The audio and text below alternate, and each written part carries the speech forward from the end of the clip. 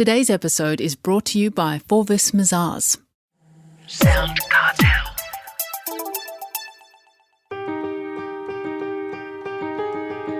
From SoundCartel, I'm Nicole Goodman, and this is Business Essentials Daily.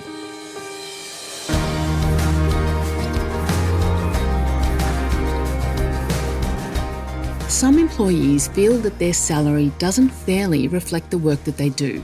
And so what do you do when a staff member asks for a pay rise? Karen Gately says you should be willing to at least listen to them. Karen is an HR expert, advising businesses across the country on people and cultural issues, and she's founder and CEO of Corporate Dojo. When it comes to pay rises, she says it's important to consider many factors, including industry standards and your own company's financial situation. Chris Ashmore begins by asking Karen, how does a boss decide what to pay their employees? I think the logical starting point is understanding what the market rates are. Obviously in some cases we've got awards that will guide us, and then in the absence of that, there's lots of market data that's available out there. So I think we need to start by doing our research, understanding what is the typical range of salary or pay for a particular job, and then deciding where within that range you think an individual should be paid.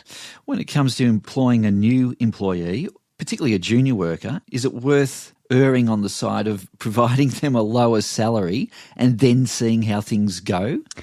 That's definitely a strategy a lot of the organisations we work with deploy, that, that's start at a certain level, but then that's assess that candidate's level of competence and their character and how they're turning up each day. And we need to be willing to then look at least reviewing that pay and then potentially adjusting that pay in a short order of time. So if the probationary period's 6 months, then we might want to, at that 6-month point, actually bump their pay up if they have actually met our expectations. If we're going to wait for a whole year, I think that's too long. I think we run the risk of those team members recognising that they actually are valuable and looking for opportunities outside of the organisation. We can't underestimate how often recruiters are tapping our people on the shoulder and letting them know, what sort of money they could be earning. So it may make sense to start lower, but then shifting up that pay scale pretty quickly if we are comfortable that we've found the right person. I suppose employees are more aware of the going rates within the market than bosses are, really. People have always spoken about pay. I think a lot of employers have tried to stop people having those conversations over time. But the reality is people do compare. And even if it's not comparing within your business, say, for example, you've got somebody who's gone through university, they've got other people, their friends who have graduated with a similar qualification. Those people are sitting around at the barbecue or whatever it is they're doing, talking about what their compensation levels are. So, we need to assume that those people do have insight. Okay, so when it does come to offering a pay rise, is there a good time to do it? Look, I'm a fan of doing pay reviews as a whole company exercise, but then also at the same time being willing to do special consideration reviews throughout the year as well. So the advantage of doing it in an annual cycle, whether that's, financial year end or calendar year end or some other point in time that you select as a business, is that you can take a consistent approach across your whole workforce and apply, your tools to make sure that you're thinking about pay in the context of performance and you're doing your market research in one batch, if you like, etc. But if we rigidly just stick to that, we may miss the opportunity to retain a team member that's really important to our business. And we need to also recognise that at certain stages of our career, we could be growing quite quickly. So an annual cycle may not actually allow us to keep pace with that person's value in our business. A question on bonuses. So if you provide an employee a pay rise, that's kind of set in stone, but a bonus that can come and go depending on the cash flow of the business and how things are faring. Is that a consideration when it comes to pay rises? Yeah, absolutely. I think we do need to make sure that our base compensation, so our salary, our superannuation is competitive, as I've already said. But then to incentivise those who go above and beyond, I think is also an important opportunity. And as you pointed out, often that will relate to company performance. It's not just the individual's performance. But I think thinking about, okay, what are the standards of company performance at the point where we then create a pool of opportunity or pool of financial resources to then distribute to other members of the team. I think at that point, being able to distinguish who has been a top performer versus that average performer, we need to, in other words, discriminate on the basis of performance. Because I think one of the things that really upsets high performers is that when everybody gets the same, it's a demotivating influence. It's like, well, why am I striving? Why am I kicking so many goals when the person cruising next to me has that same opportunity?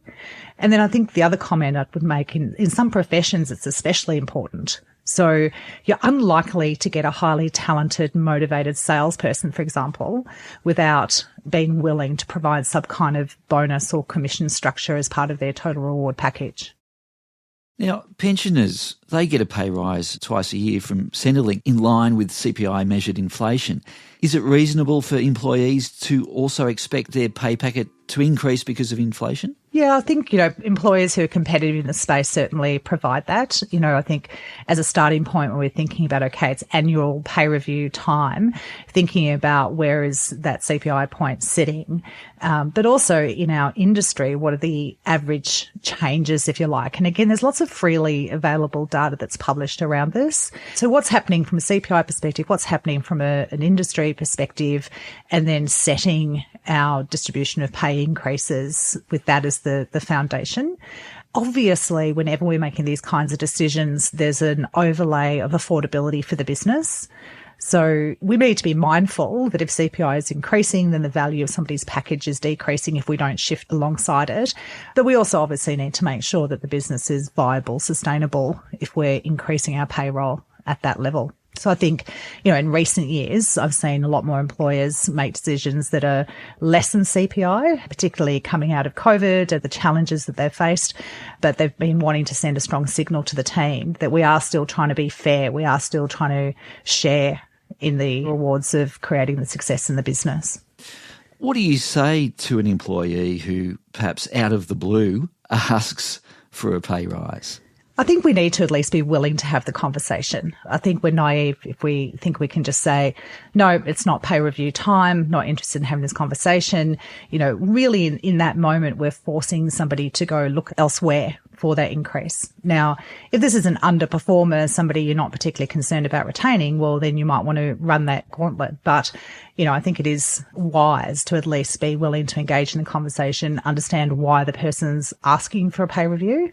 Sometimes that's just because their cost of living has gone up or, they want to earn more money. I think whilst we can have empathy for that, we do need to anchor our focus as an employer to the value that that person is bringing. And again, the market rate for the role that they're performing. So I think the starting point is to give sincere consideration, to express empathy for someone's desire to earn more money. But in some circumstances, we need to help that individual to understand what more they need to do to actually earn that pay rise. So, that might be them having to upskill, or in some cases, people need to actually earn themselves a promotion to get to that next level of income. So having the conversation is a great opportunity. It doesn't mean that it then turns into a pay review, but it does allow us to at least influence that person's awareness, commitment, and ongoing engagement with the business. Can an employee's pay ever decrease? Are you allowed to even do that? I think the only circumstances where we could do that is if we're renegotiating contracts. So it might be that the business is in real trouble, and in order for us to survive, we need to rejig, the expenses, if you like. But, I think in those circumstances, the employee would have reason to argue that their role has been made redundant. If it's at a completely different pay level, then I think the employer is going to really struggle to win that argument. I think that there are examples of people being demoted, but in that demotion, scenario. It's for whatever reason, this job's either gone away or we've agreed that you don't have the skills or capabilities to perform an acceptable standard in that role. Rather than you losing employment entirely, we will renegotiate a different job for you that is at a lower pay level. So again, that's a case where they're actually stepping out of one role into another role, and it's a new employment agreement. We can't just take money away from people because we feel like it. Right. Now, there are other ways to remunerate an employee, though, without pay increases. Yeah, absolutely. The other ways that we can remunerate people is by providing benefits that have a financial value or a monetary value.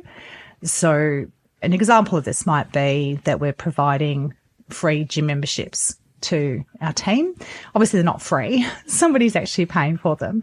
But, we can provide that benefit to our employees and help them to understand the value of that. There are ways in which we can negotiate on a group level discounted services or, preferable fees or price rates for certain products or services that we then make available to our staff again. So again, there's lots of ways for employers to actually think creatively in this space. How can we ultimately take away some expenses from our employees' lifestyle or create advantage in terms of how they can access certain things that ultimately do hit the individual's bottom line, in terms of their overall financial position. So again, there's lots of examples of that. And I think, again, progressive employers think hard about those things and how they can have that impact. That was Karen Gately, CEO of Corporate Dojo.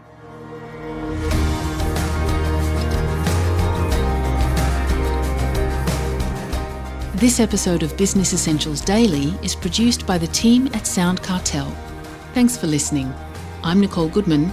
We'll bring you more Be Daily tomorrow. Follow @BE Daily Podcast across social media and head to bedaily.com.au for more from the Business Essentials Daily podcast. SoundCartel. This episode was brought to you by Forvis Mazars. To find out more, visit forvismazars.com/au. That's FORVISMAZARS.com/au.